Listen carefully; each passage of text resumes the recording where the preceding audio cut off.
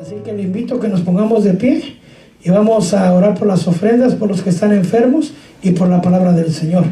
El versículo está en la pantalla. Ese es Éxodo 29, 43 al 45. Y dice la palabra de Dios: y me encontraré ahí con los hijos de Israel, y el lugar será santificado por mi gloria. Santificaré la tienda de reunión y el altar. También santificaré a Aarón y a sus hijos, para que me sirvan como sacerdotes. Habitaré entre los hijos de Israel y seré su Dios. Amén. Oramos al Señor. Padre mío, cuando vemos en la palabra del Señor, hermano, estamos viendo, les decía yo, que yo he querido enseñar, aleluya, enseñar todo lo que hay ahí. Hay bastante enseñanza, mi amado hermano. Amén. Hay bastante para hablar, por ejemplo, del altar del holocausto, del altar del incienso, pero la primera vez que enseñamos cuando menos por qué se hizo, cuál es su objetivo. Y allí están en YouTube y están en la página de la iglesia, si usted lo quiere ver, Tabernáculo 1 y 2. Pero hoy vamos a ver esta parte. En esta palabra podemos ver que dice que esa casa, hermano, era llamada, primero, casa llamada por su nombre, es decir, la casa de Jehová. Pero ahí en la palabra de Dios dice que sería una tienda ¿de qué? De reunión. Eso lo explicamos ayer con más exactitud. ¿Qué quiere decir una reunión? Que se va a encontrar dos personas, ¿no? O dos. ¿Quién y quién? El Señor con el pueblo. Señor con el pueblo. ¿Quién es el que habitaba en el tabernáculo? Señor. Dios. Esa era la casa de Dios, de donde Dios había decidido que su presencia estuviera, aunque también está en el cielo. Le quiero recordar lo que ya hemos dicho anteriormente. El tabernáculo es una figura de lo que hay en el cielo. En el cielo está el verdadero tabernáculo, no hecho con manos humanas, donde entró nuestro sumo sacerdote del orden de Melquisedec, que es nuestro Jesús amado, a entregar su sangre, con su propia sangre, no con sangre ajena, por el perdón de los pecados suyos y míos. Amén. Entonces hay un orden, y así le fue mostrado a Moisés en el monte. Pero la razón dice: para que yo habite en medio de ellos, para que haya sacerdotes, para que haya ofrendas. No lo vea por el lado negativo que ve la gente de ofrendas, quieren dinero. Dios no necesita dinero, hermano. Si no, eran ofrendas de gratitud, ofrendas de paz, ofrendas por el pecado, holocaustos, etcétera, ¿verdad? Amén. Pero lo que Dios quiere es que sus hijos sientan su presencia, y Él quiere a sus hijos cerca de Él. Les vuelvo a recordar cuál es la razón de que el tabernáculo fue hecho. Que hagan, dice en Éxodo 23: recojan una ofrenda para mí, de todo corazón le mueva a hacerlo, tomaréis mi ofrenda. Y esta es la ofrenda que recogeréis. Empieza a decir: oro, plata, azul, tela azul, cúrcuma, escarlata. Y en el 25:8 dice: y que hagan un tabernáculo para que yo habite en medio de ellos. El Padre decidió acercarse hasta la tierra, hermano, a poner su casa para que Él esté cerca de sus hijos, de su pueblo, de su primogénito, del pueblo de Dios, Israel. Amén. En Juan 1:1 dice: y en el principio estaba Dios, y el verbo estaba con Dios, y el verbo era Dios. Estaba en él, todas las cosas fueron hechas por medio de Él, sin Él nada hubiera sido hecho. Y el verbo se hizo y habitó. Entonces el Padre habitó, el Hijo habitó, y ahora el Espíritu Santo habita en nosotros. Usted puede ver que el Padre, el Hijo y el Espíritu Santo desean estar cerca de usted, y le aman, nos ama. Amén. Ahora que ya lo entiende, dice que esa casa, esa tienda, es una tienda de reunión. ¿Qué quiere decir? ¿Quién va a estar siempre ahí? Él no se va. Él está presente y permanente. Amén. Cuando menos en ese tiempo. Ahorita no hay el tabernáculo, ¿verdad? Pero hay muchísimas casas, como esta es una de las casas del Señor. Amén. Entonces, si hay reunión, el Señor dio instrucciones. Ya había un lugar, había que dar hora y día, hermano. Amén. Entonces, es decir, si a usted se le da un día, una hora para reunirse con el pastor, Sí, no, hermano, con el Señor. La cita la da Dios. A quien viene usted a mirar es al Señor. Al quien viene usted a alabar es al Señor. Al que quiere agradar es al Señor. Con el que tiene la reunión es con el Señor. Amén. Y dice la Escritura que Él santificó la tienda de reunión, el altar, y también santificó los sacerdotes, ¿cierto? Y habitaré entre los hijos de Israel, dice, y yo me encontraré ahí con los hijos de Israel, ¿cierto? Y aquí puede ver una imagen, hermano. Y Dios se frició.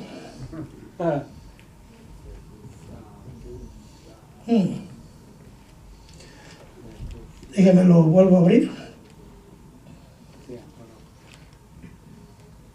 Santo.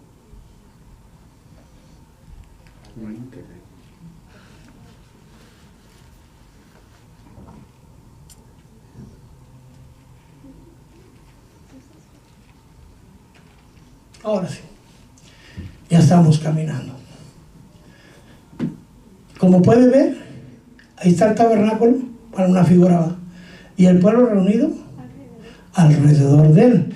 Lo vimos la vez pasada.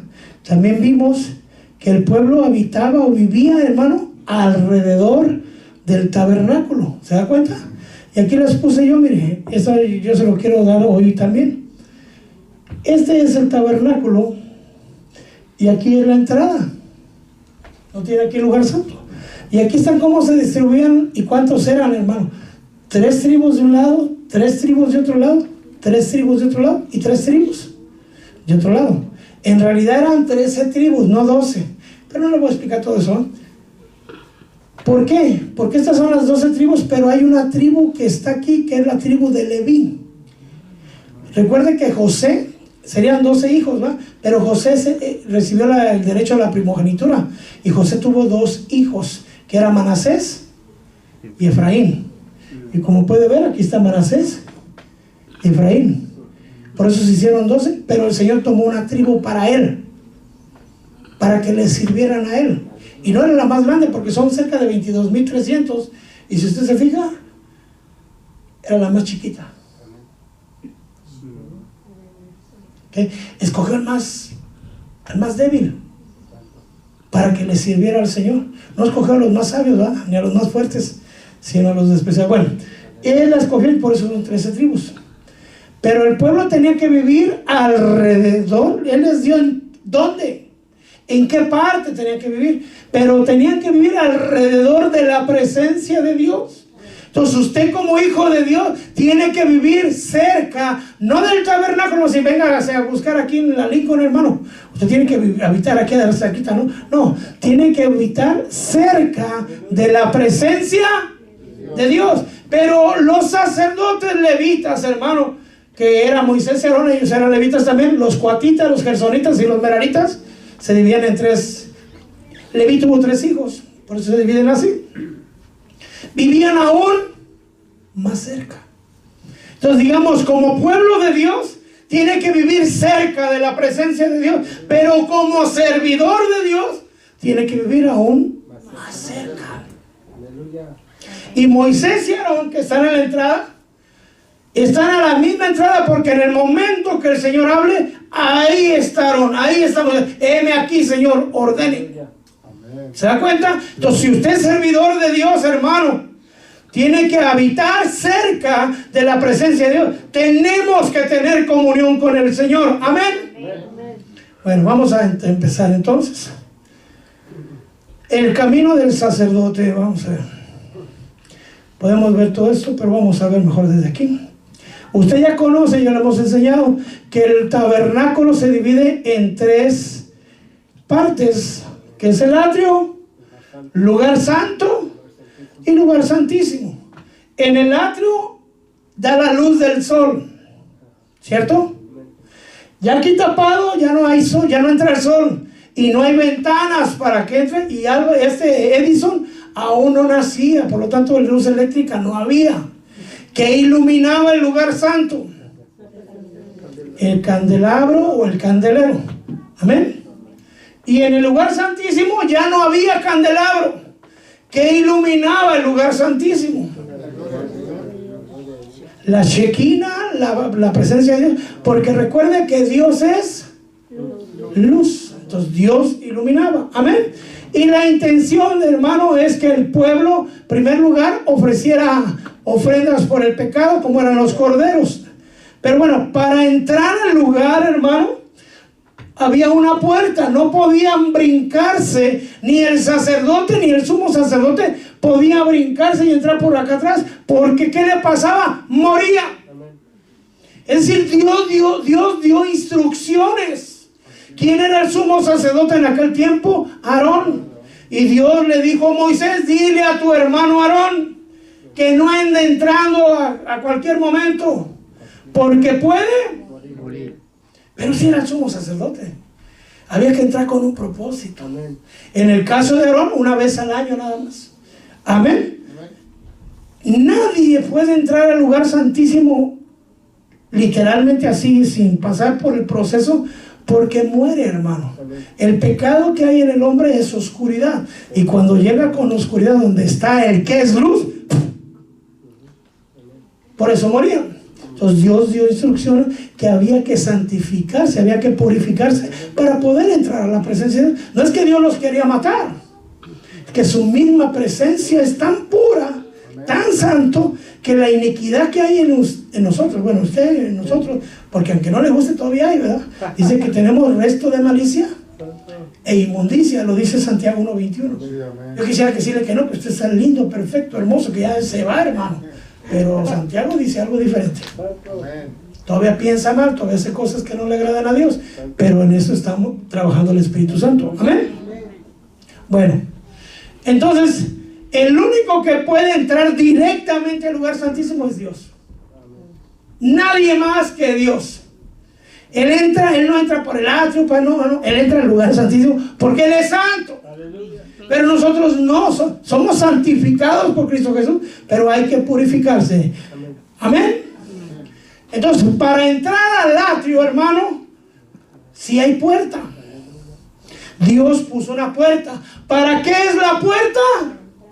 Para que entre. Pero tiene que entrar, hermano, con un propósito. Hay una puerta que el Señor dejó para que todo aquel que quiera fuera. ¿Cuál era el propósito? Buscar la paz con el Señor. Amén. Nadie podía entrar si no llevaba cordero. Nadie podía entrar con las manos vacías. Tenía que llevar su ofrenda ya sea de pan, de harina, las primicias o el cordero, pero tenía que llevar ofrenda. ¿Cuál era el propósito de la ofrenda? El perdón de los pecados, la gratitud, esperar la bendición. Había muchos tipos de ofrendas, no les voy a explicar eso hoy, pero es decir, Dios puso una puerta, pero aquel que tenía que entrar no podía entrar con manos vacías, excepto el sacerdote, ¿va? Que él iba a trabajar al Señor, pero aún ellos tenían que purificarse también por medio de corderos. Primero se purificaban y después ya trabajaban para el Señor. No podemos venir, hermano, y subirnos al altar como si sería irreverente. Amén. Entonces, el que entraba llevaba su cordero y tenía que ser un cordero adulto de 1 año, perfecto. Usted ya sabe cómo es. Entraba con el cordero. Imaginemos que era el cordero por holocausto por los pecados. Entonces la familia llevaba un cordero por toda la familia. Y decía, y entraban con su cordero, lo entregaban a los sacerdotes. Y el hombre ponía la mano sobre el cordero y le transfería todos sus pecados. Y le decía: cordero, tú vas a morir, porque yo he robado, he matado, he hecho esto, aquello, inmoralidad sexual, he pensado, todo lo que... Y esos pecados se transferían al cordero inocente. Porque sin derramamiento de sangre no hay perdón de pecados. Entonces, es decir, si usted quiere, porque yo he escuchado gente que dice: yo voy a pagar por lo que hice. Pues una vida tiene, hermanito. Esa es la única que tienes, ¿no? Si vas a derramar tu sangre, ¿para qué sirve? Amén. Amén. Por eso el Señor dio cordero. Bueno, entregaban al cordero y degollaban al cordero y le sacaban toda la sangre, la ponían en una cofaina y ya al poner la cofaina lo llevaban al altar. Bueno, ahorita vamos a ver esa parte. Vamos primero por partes, dijo. Si ve cómo van jalando sus corderos, amén. Ahí va, mire, camino hacia el, y aquí los pueden mirar que van, claro, no es fotos de aquellos tiempos, son imágenes de la imaginación de alguien.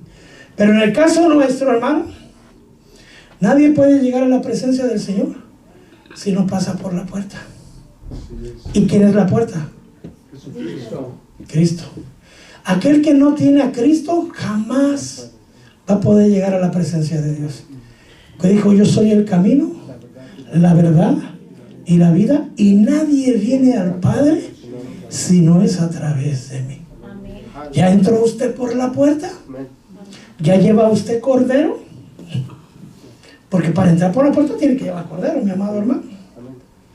Recuerda que en Génesis 22, me parece que es, subió Abraham con su hijo Isaac y dijo: Padre, he aquí la leña, he aquí el fuego, pero ¿y el cordero?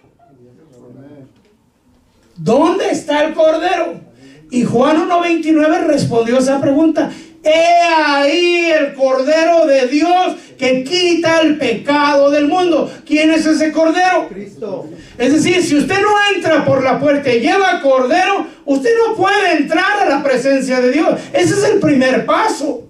Amén. ¿Qué tiene que hacerse ese cordero? Transferirle todos nuestros pecados.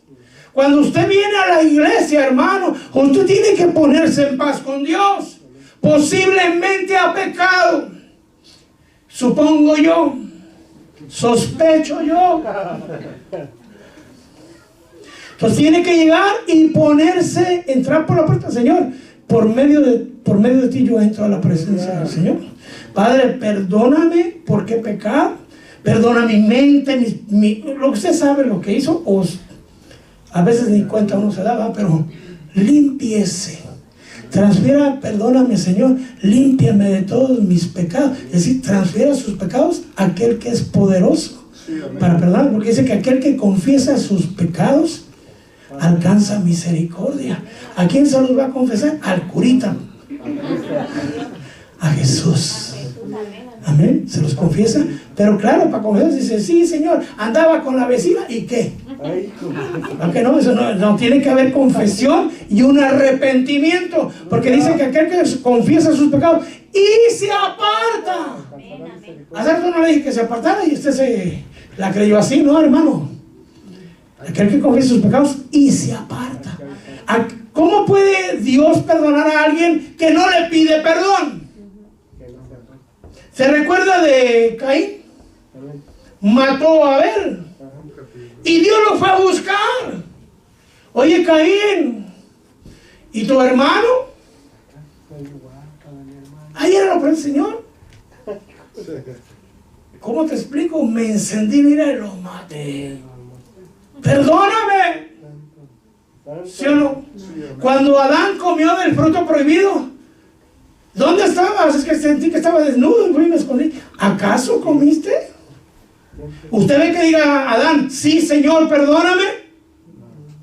Lo que dice: esa mujer que tú me diste comió, fíjate. Y la mujer dijo: ¿y la serpiente? Y la serpiente era más educada, no dijo nada. ¿Se da cuenta?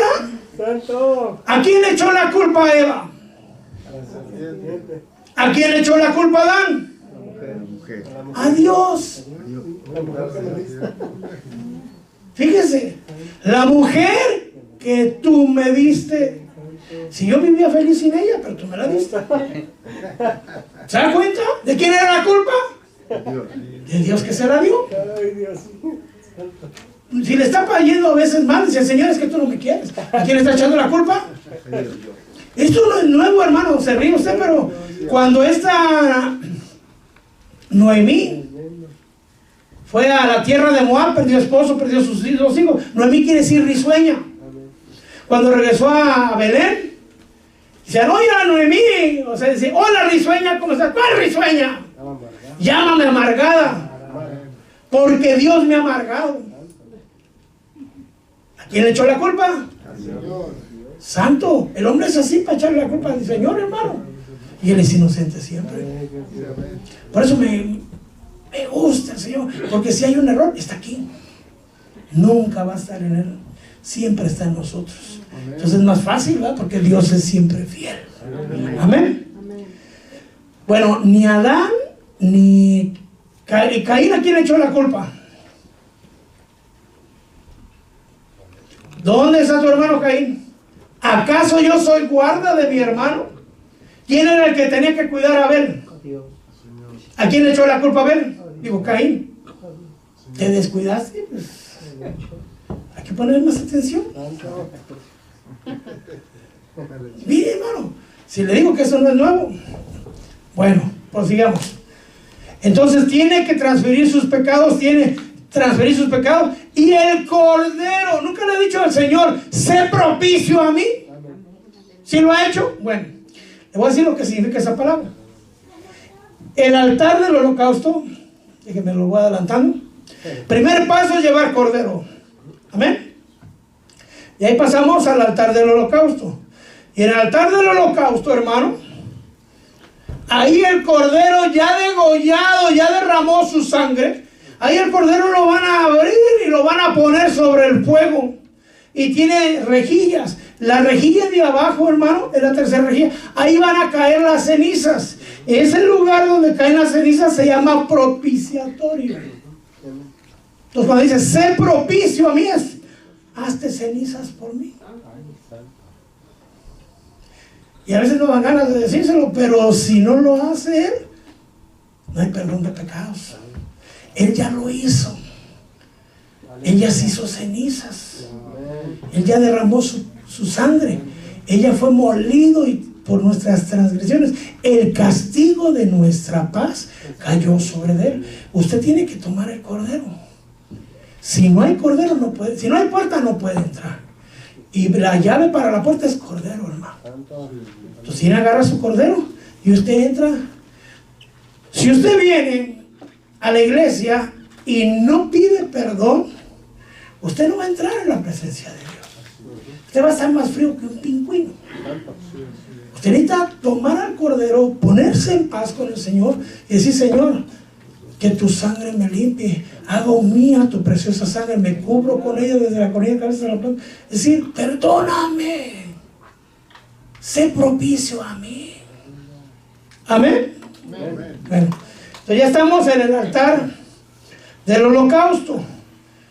¿Qué tiene que hacer entonces para entrar a la presencia de Dios?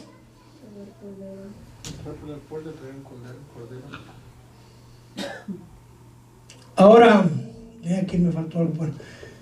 Cuando ya está el cordero, amado hermano, déjenme ver si me acuerdo. Levíticos, parezco serpientes, no. Éxodo 29, del 38 al 42, se hacía servicio permanente. Todo el tiempo, todos los días, 2 corderos, uno en la mañana y uno en la tarde. Cuando, ay padre, no los quiero golpear. Me dejan, me lo suelo tantito.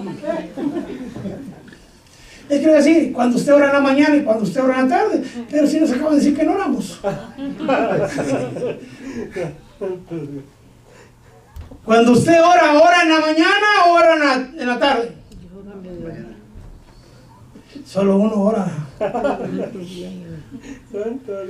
Porque decía un siervo que se llamaba G. Ávila, que en la gloria del Señor está, que el cristiano, si acaso, ora de noche.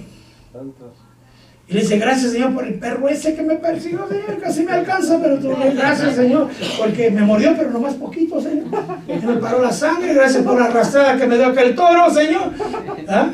Dice, ya cuando pasó todos los obstáculos. No, hermano, sea chispa, hay que orar temprano.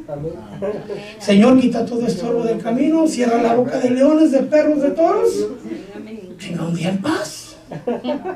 Si llega un obstáculo, ayúdame a pasar el obstáculo. Dame la fuerza, la fortaleza, Señor, el discernimiento, el dominio propio. Pero ¿qué dice uno? Señor, gracias por estos chilaquiles, gracias por estos pancakes. Y eso es todo. No, hermano, ore. Bueno, el cordero por todos los días tenía que ser en la mañana y en la noche. Amén. Permanentemente. ¿Qué pasa? Yo no creo que voy a acabar hoy, pero bueno, hasta donde lleguemos. ¿Qué pasa si no hay ese sacrificio? El sacrificio es en la mañana y en la noche.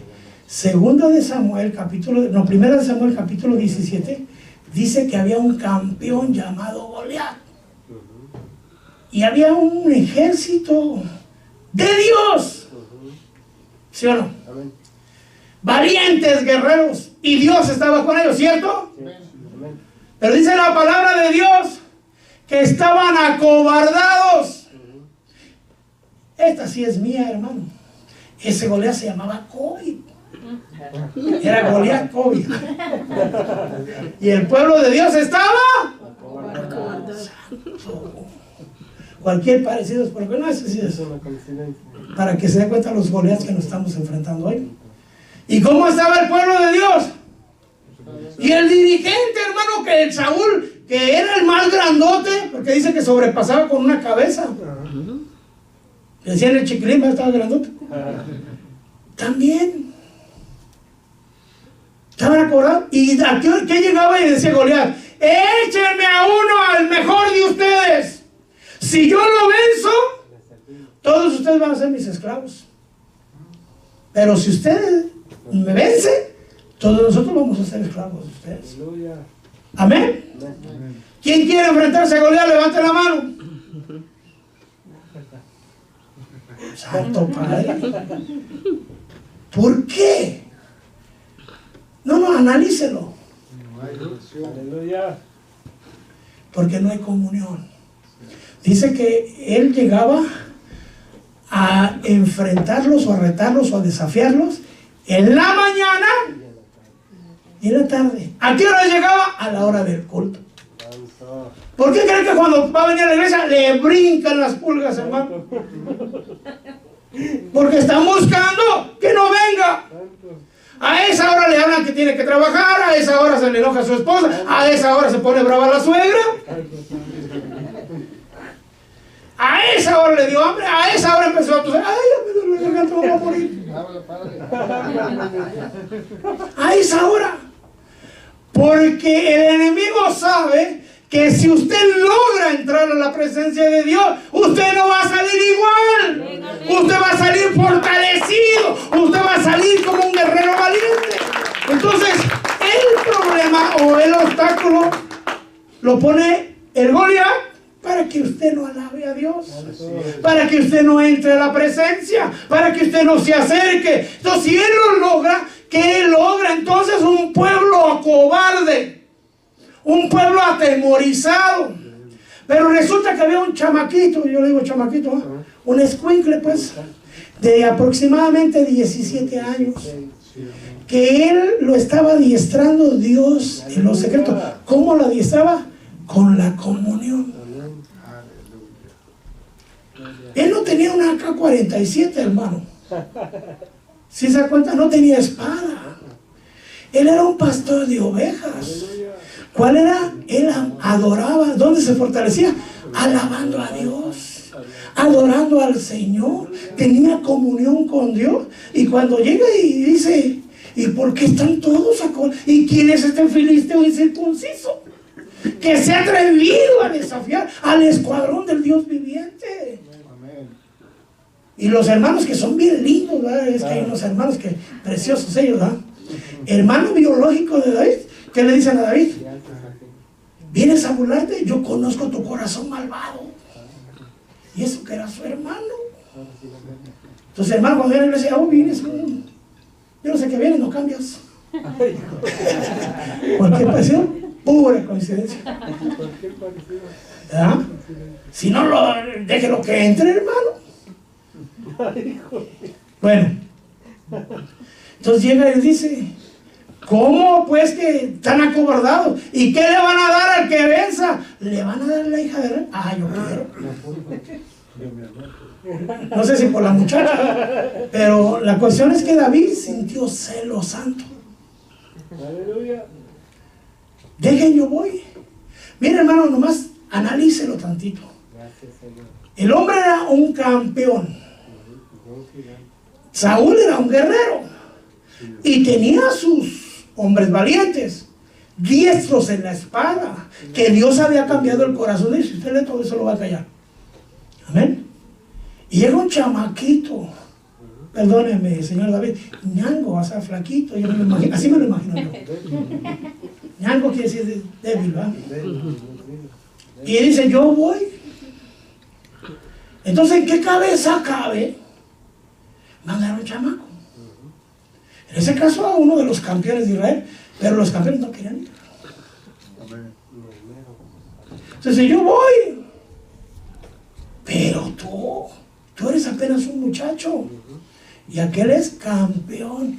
¿Qué veía? ¿Qué fíjese, hermano? Los ojos del hombre. Veía lo que el hombre ve, lo de afuera. Sí, amén. La apariencia. A él le veía débil. Y al enemigo, ¿cómo lo veía? Campeón. Eres un campeón, tú no eres nadie. No, dice, si el Señor me ha adiestrado, yo he abierto boca de osos y leones. ¿En dónde, David? Allá, en los secretos. Yo, cuando un león agarra a una oveja, yo voy. Aleluya. ¿Se da cuenta de abrirle la boca a un león? ¿Sabes lo que está haciendo David? Ah, bueno, pues órale, pues. Se lo autorizan. Y luego le ponen el traje de Saúl. Imagínense que es un chamaquito delgado.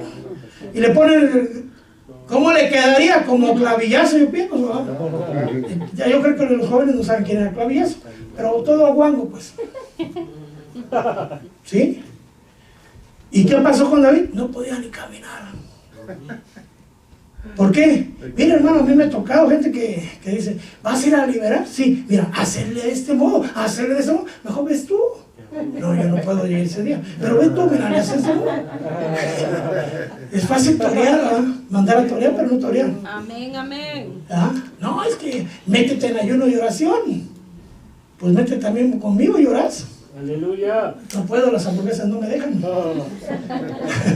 Bueno, en fin.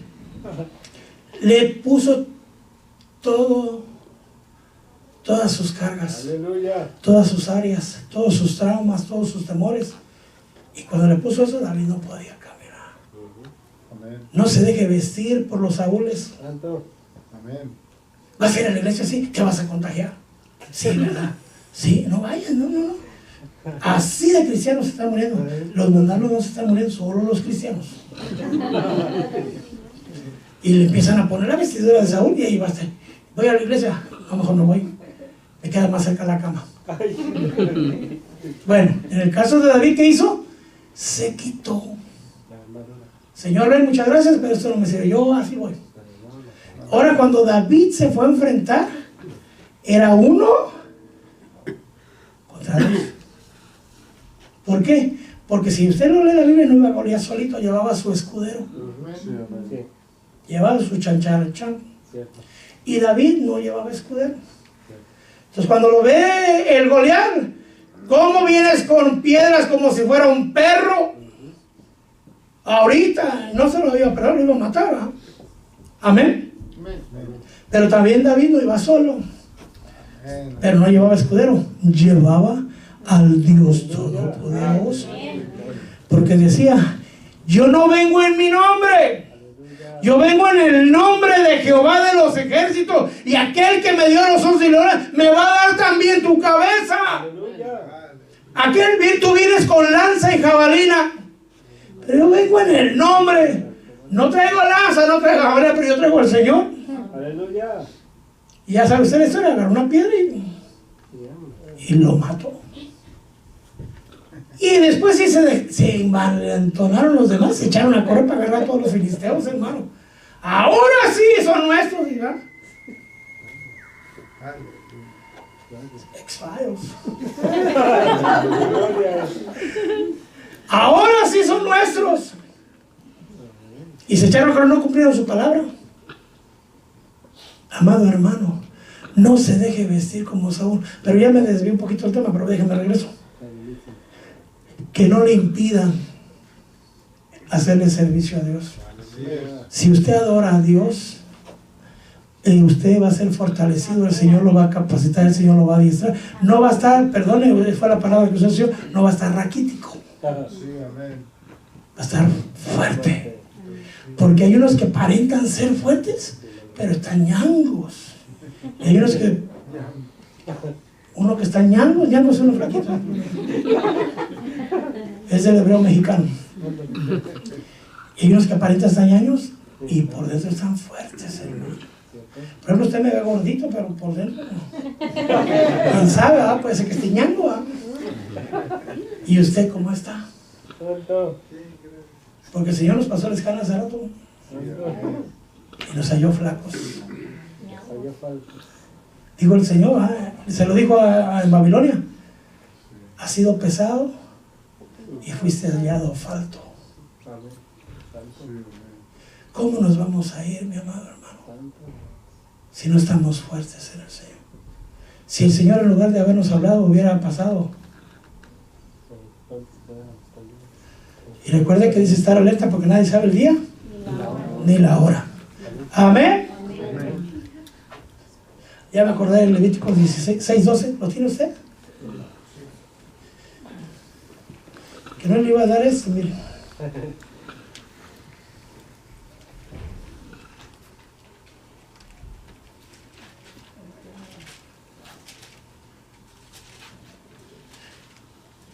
Le dije a los hermanos que estaba predicando esto, pero como forma me va llevando el Señor.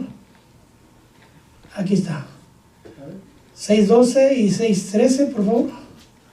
Amén. Dice: el fuego se mantendrá encendido sobre el altar, no se apagará, sino que el sacerdote quemará leña en él todas las mañanas, y pondrá sobre él el holocausto, y quemará sobre él la grasa de las ofrendas de paz. El fuego se mantendrá encendido continuamente en el altar, no se apagará. Amén. Ese es el de las Américas. Pero me estoy buscando otro.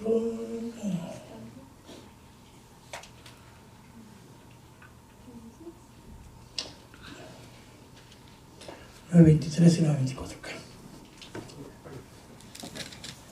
¿Es obligación del sacerdote mantener el fuego encendido? Fíjese que Pablo le dice a Timoteo: no descuides el don que hay en ti. ¿Quién se lo estaba diciendo? Un apóstol. ¿A quién? A un verdadero hijo de la fe. ¿Sí o no? Y después adelantito le dice: ¡aviva el fuego! ¿Qué le pasó a Timoteo? Está apagando. ¿Y de quién es obligación tener el fuego encendido? Vamos a poner a mi hermano Ian, que está cerquita. Amén. ¿De quién es obligación de mantener su fuego encendido? ¿Mía? Mía. No, mía. ¿No es mía? Gracias, Señor. Mire, ya con su boca dijo. De cada uno de nosotros. Amén. ¿De quién es la obligación de mantener el fuego de la hermana Grace encendido? ¿No es de él? Ya me cosó, véalo. Gracias. Es individual. Pero ¿sabe quién encendió el fuego? Levítico 9, 23 y 24 es lo que estaba buscando ahorita. Cuando hicieron la ofrenda, fíjense, el primer fuego fue del hombre. Pusieron la leña, lo encendieron, lo puede leer el Levítico 9. Y ya cuando fueron a ofrecer el sacrificio al Señor, el fuego de Dios santificó el fuego del altar. Un fuego literal, celestial, de parte de Dios.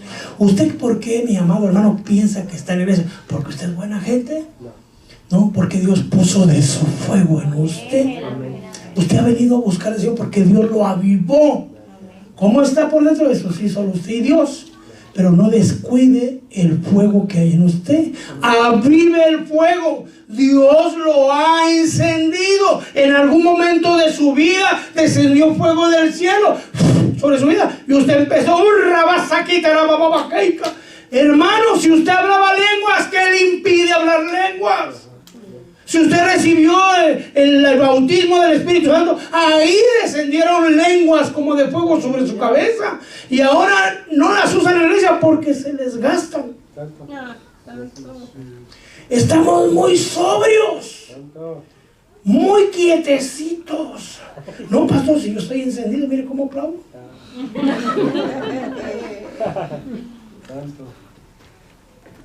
Decía un hermano por ahí, si la olla expresa está ardiendo por dentro, se mueve la tapa. Que señale que esto está ardiendo. Y está en la alabanza, hermanita. Derrotó a Agagón, Dios de los filisteos. Santos, si está hablando de una victoria del Señor, debe haber con gozo. Jehová, Jehová, Jehová, el vencedor. ¿Sí o no? Amén. Hermano, debe de haber fuego. ¿Cómo puede decir que está encendido? Tiene que meterse, tiene que avivarse. Aleluya. Amén. Amén. Ahora va a entender lo que dice Levíticos 10. Había dos hijos, Eliud y... ay, no me acuerdo el otro. Aarón tenía 4 hijos. 2 de ellos llevaron sus incensarios con fuego extraño. ¿Qué es el fuego extraño? Agarraron fuego de otro lado y tienen que agarrar fuego del altar de Dios, es decir, de lo que Dios había encendido. Aleluya. Mire, hay iglesias que así están de fuego extraño. Está la música y traen del fuego extraño del mundo, y cumbias cristianas, reggaetón cristiano, ese es fuego extraño. Y pi, pi, pi, pi, pi. No, hermano, eso es de lo de Dios. Hay unos que traen, no me acuerdo, hay muchos, ¿verdad? En Guatemala hay uno que se llama el Águila de Guatemala, ¿qué se llama? Ovidio, no sé cómo se llama. Canta igualito a los Tigres del Norte, hasta con pistola sale ahí.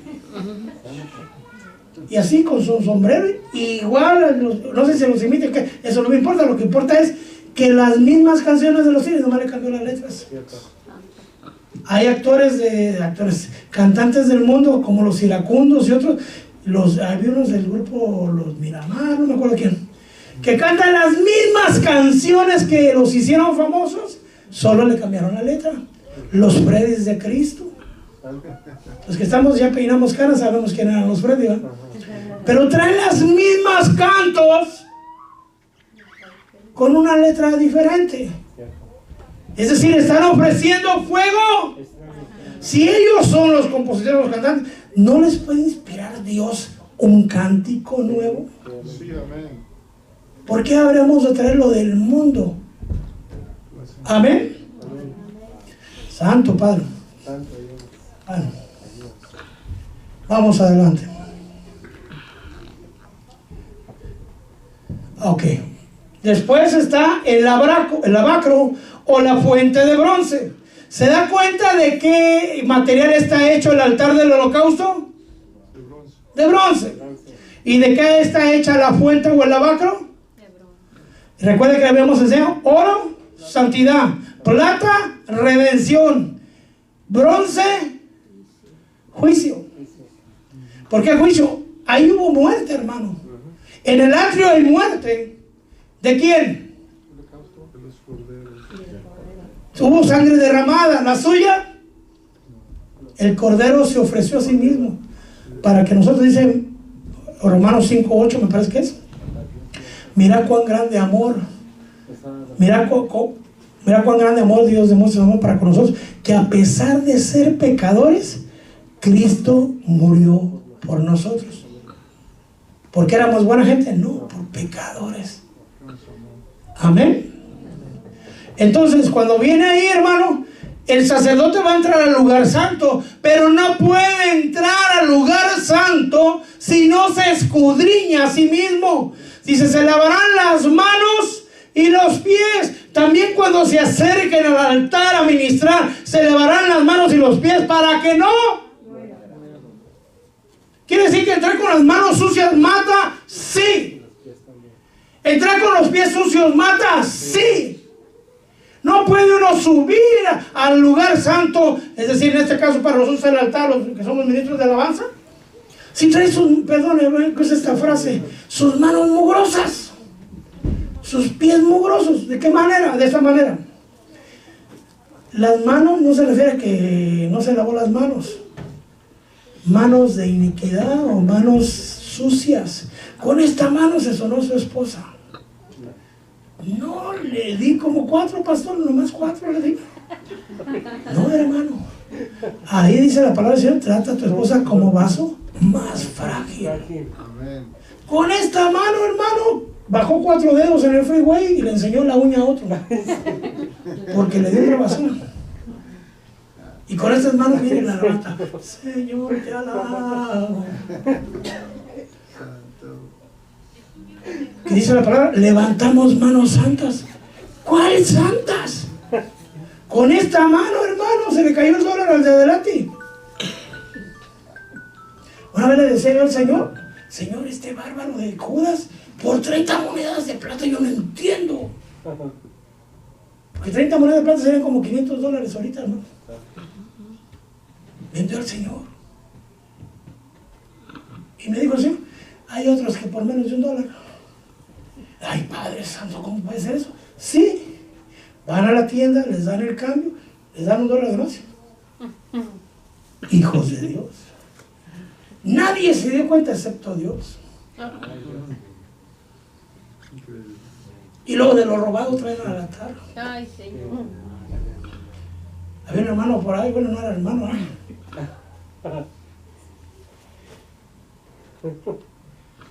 Ay, Padre, lo voy a contar. No le voy a decir dónde pasó, pero es en la frontera. No soy yo, es un hermano, un pastor, que dice que llegaba y daba muy buenas ofrendas. Decía, no sé por qué se me ocurrió preguntarle, oye, tú siempre vienes y eres bien generoso. ¿En qué trabajas, mijo? Ah, no, yo paso droga y pollos. Y de hecho este sábado ya pasaron, ahí les pido que oren por nosotros para que nos vaya bien. Y dice el pastor que decía, ¡ay! ¿Por qué le pregunté? ¿Por qué? No, mi hijo, no puedes traer eso al Señor. ¿No lo quiere? Yo te lo recibo, pero el Señor no. Ah, no, pues yo no quiero que usted lo reciba, yo quiero que el Señor lo reciba. No. No, dice el hermano, se fue a otra iglesia. Imagínense lo que quería, que tuviera grupos de intercesión. Señor, que pase la droga, Señor, que pase. ¿Se imagina? Pero dice yo, cuando no sabía, pues era inocente. Pero ya una vez que sé, ya no puedo. Dice, ¿por qué le pregunté? Se me quedó eso, ahorita me acordé. No, hermano, lo honrado delante de Dios. Dios es generoso con usted. Dice que Dios nos da. ¿Usted ha leído la palabra de Dios? Que el que no provee para los de su casa es peor que un impío. Y usted y yo somos de la casa de Dios. Y Dios nos provee, hermano. Amén. Dios le provee. Estemos felices y contentos con lo que nos da. Bueno. Entonces las manos, los pies. Los pies, mi amado hermano, es donde usted caminó. ¿Qué fue y qué hizo?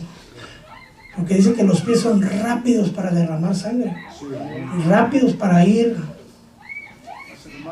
a hacer el mal. Y no le voy a dar ejemplos porque se ven cosas, hermano. Pero en una iglesia de Marte, que está por acá cerca, no es esta, gracias a Dios, una iglesia grandota. Hermano, saliendo del servicio, en la esquina estaban las morenitas que eran prostitutas. Separaban los carros de los cristianos para levantar a las muchachas, para llevarlas a donde, a evangelizar. Pero si vienen de la iglesia, entraron a la presencia de Dios, lo más seguro es que no. Y hay parados preguntando cosas. Espero que no pase eso aquí. Entonces, ¿cómo va a entrar? ¿Qué va a pasar? Mire, esto sí ya lo hemos visto más cerca. Gente que usa droga. gente que anda en adulterio, gente que está en fornicación, gente que está tomando, gente que está mirando pornografía, y viene y sube al altar. Y no sabe uno, santifíquense, purifíquense, límpiense, porque el Señor mata. Amén. Y como no ven que alguien cayó, ¿va? Ay, ¿por qué se cayó el hermano?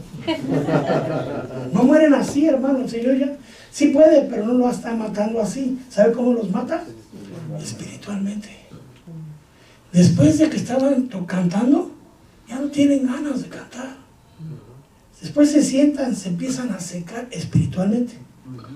Empiezan a sentir el culto aburrido. Ya vea que se cae este gordo.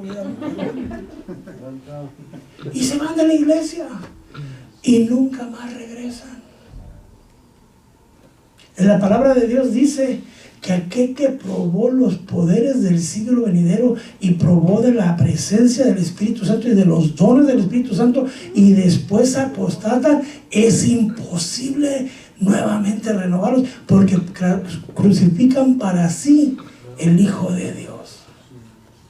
Y hemos visto gente lamentablemente que cantaban, que tocaban, que alababan, y ahora están en drogas, en pecados, en fornicación. Ya no son cristianos, andan en el mundo y les hablan y ya no quieren, hasta se enojan, lamentablemente. Y oramos al Señor. Una de mis oraciones es, ¿se acuerda de Nabucodonosor? Dios lo hizo como bestia, ¿se acuerda? Le crecieron las uñas, le salieron los pelos y todo.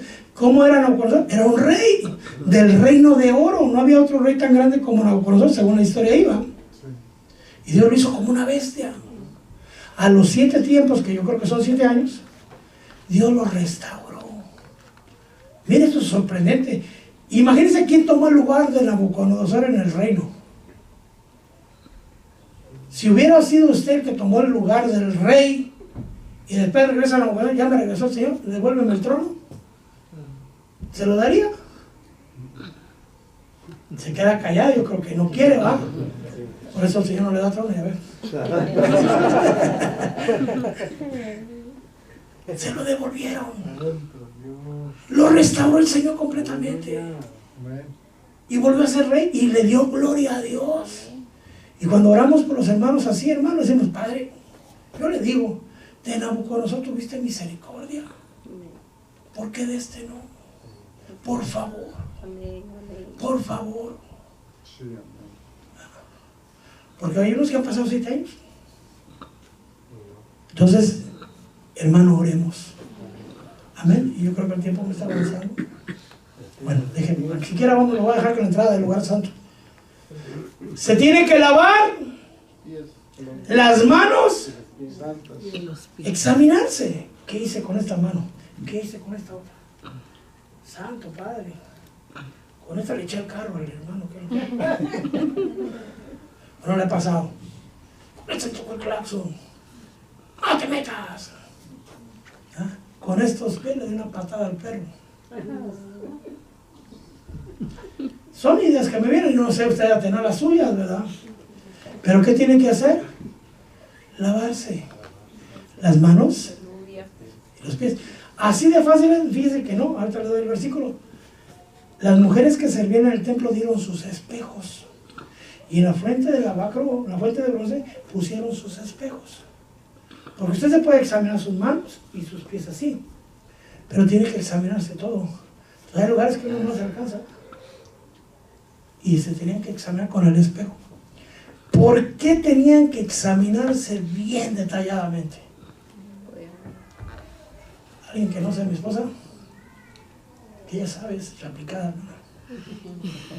Se moría, estaban sucios. Ahí está, mire. Para que no mueran. Mire, hermano, yo con eso voy terminando. Dios es santo. Amén.